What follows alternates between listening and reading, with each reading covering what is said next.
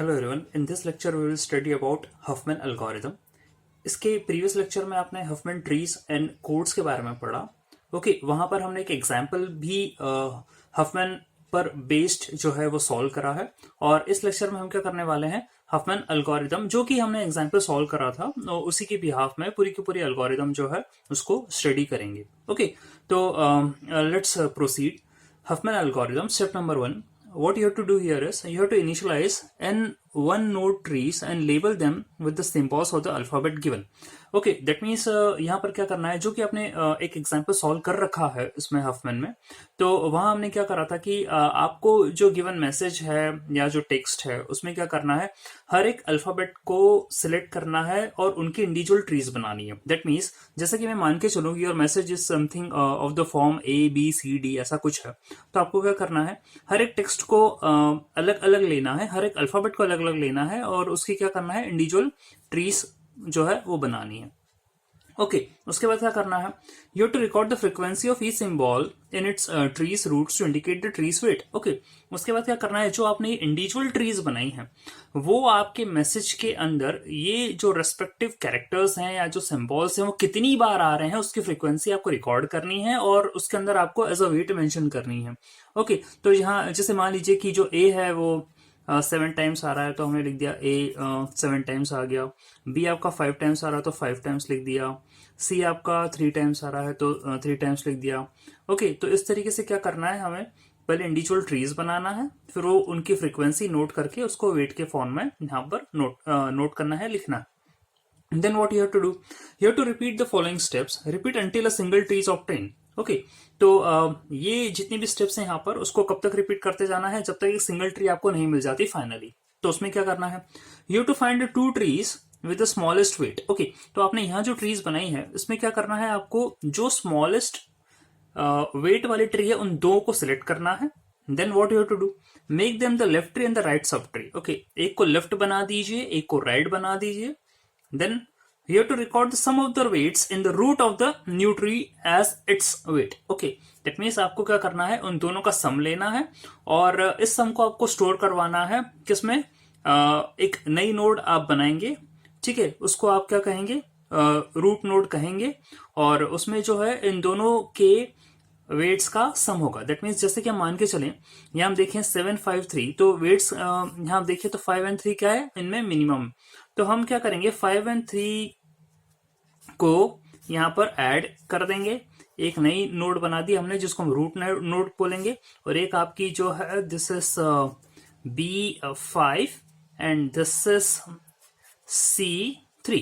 Okay, okay को हमने left sub tree बनाया, एक को हमने राइट सब ट्री बनाया और हमने क्या करा, एक नई नोड बनाई है जिसमें इन दोनों left sub tree right sub tree का एडिशन करके उसकी वैल्यू यहाँ पर नोट करिए। तो ये टास्क आपको रिपीटेडली फॉर्म जो है वो परफॉर्म करना है और उससे क्या हो जाएगी, आपकी हफमैन ट्री क्रिएट हो जाएगी। ऑलराइट, उसका नेक्स्ट आपको क्या करना है, you have to start from the root node.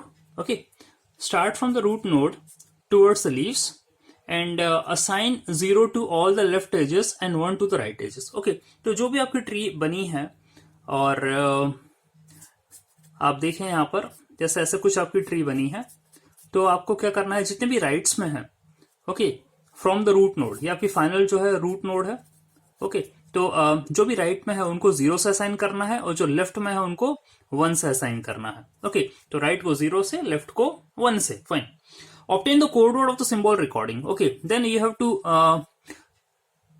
Reach the where you have to reach the leaves from the root node. Okay, तो जैसे आपका मान लीजिए कि ये A है, आपको यहाँ पर रीच करना है कहां से, रूट नोड से।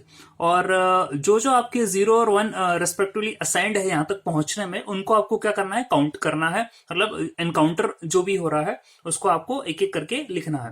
दैट मीन्स मैं यहाँ रूट से यहाँ इस लीव तक आता हूं तो 0 0 A तक पहुंचने का, तो उसका कोड क्या हो जाएगा, 0 0। जैसे मान लीजिए B है, यहाँ तक रूट से यहाँ लीव तक पहुंचने का कितना आ रहा है, 0 1, तो ये क्या हो जाएगा, B क्या हो जाएगा, 0 1। तो इस तरीके से आपको क्या करना है, कोडिंग परफॉर्म करनी है।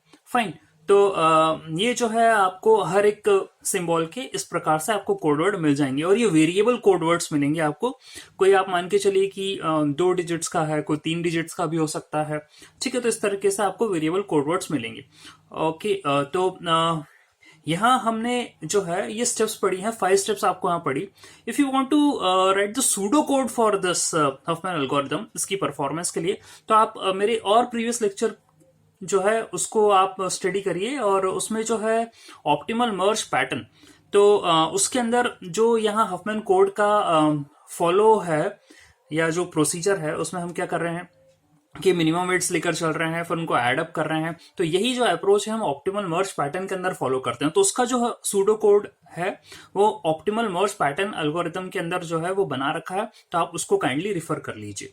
ओके, तो what's next, we have to study about the applications of Huffman code.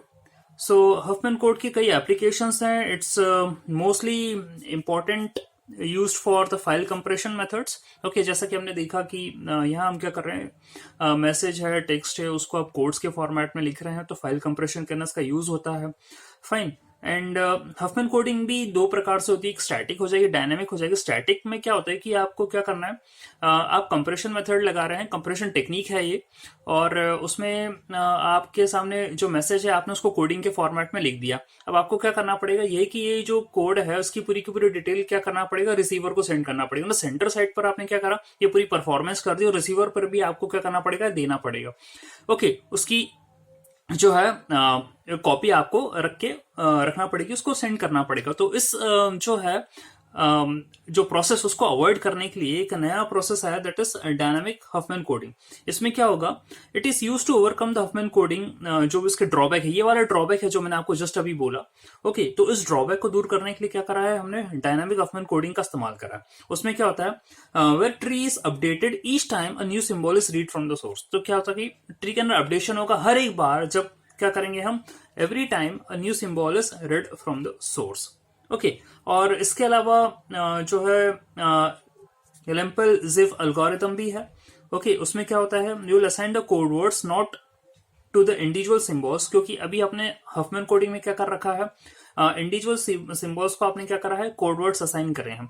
लेकिन ये जो एल्गोरिथम है इसके अंदर क्या करते हैं, हम इंडिविजुअल सिंबल्स को कोड वर्ड असाइन नहीं करते हैं।